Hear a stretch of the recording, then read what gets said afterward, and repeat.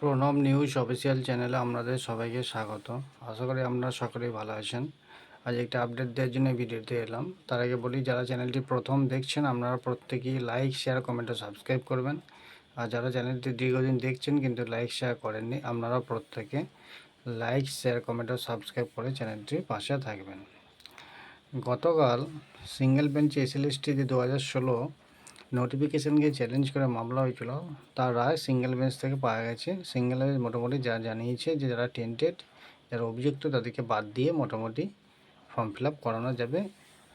তাছাড়া বাকি আর কিছু অর্ডার দেয়নি। তো সেই অর্ডারকে চ্যালেঞ্জ করে আজকে ডিভিশন বেঞ্চে মামলা হয়েছে মাননীয় বিচারপতি সৌমেন সেনের বেঞ্চে। তো সম্ভবত আগামীকাল হিয়ারিং হতে পারে, যেটুকু শুনতে পাচ্ছি। দেখা যাক আগামীকাল হিয়ারিং হয় কিনা, আর হলেও সেখান থেকে কী তথ্য উঠে আসে বা সেখান থেকে কী অর্ডার হয় সেটা আমাদের দেখতে হবে। মূলত যেটা শুনতে পাচ্ছি যে এখানে নাকি অভিজ্ঞতার জন্য, এক্সপিরিয়েন্সের জন্য যে 10 নম্বর সেটাকে নিয়ে চ্যালেঞ্জ হয়েছে, এবং 2016 যে নোটিফিকেশান সেটাকে যে নতুন করে অ্যাড করে 2016, 2025 সমস্ত ক্যান্ডিডেটকে নিয়ে পরীক্ষা নিচ্ছে, এই ব্যাপারটিও নিয়েও মামলা হয়েছে। তো আর একটা পয়েন্ট আছে, তো দেখা যাক। সম্ভবত 3টে পয়েন্ট নিয়ে মামলা হয়েছে।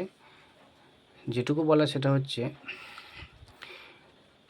সিঙ্গেল বেঞ্চে আমরা দেখেছি যারা অযোগ্য তাদের হয়ে নাকি কমিশন সওয়াল করেছে, কমিশন আইনজীবী।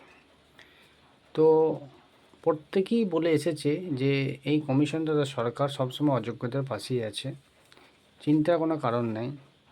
আমরা বিভিন্ন জায়গায় তার নিদর্শন পেয়েছি। তো আবারও কালকে সওয়ালও দেখতে পেয়েছি, অযোগ্যদের নিয়ে অনেক কিছু সওয়াল করার চেষ্টা করা হয়েছে, বাট সেটা ধোপে টেকেনি। ডিভিশন বেঞ্চও আশা করছি টিকবে না, তারপর বলতে পারবো না কী হবে, এখন আগাম বলা ঠিক নয়।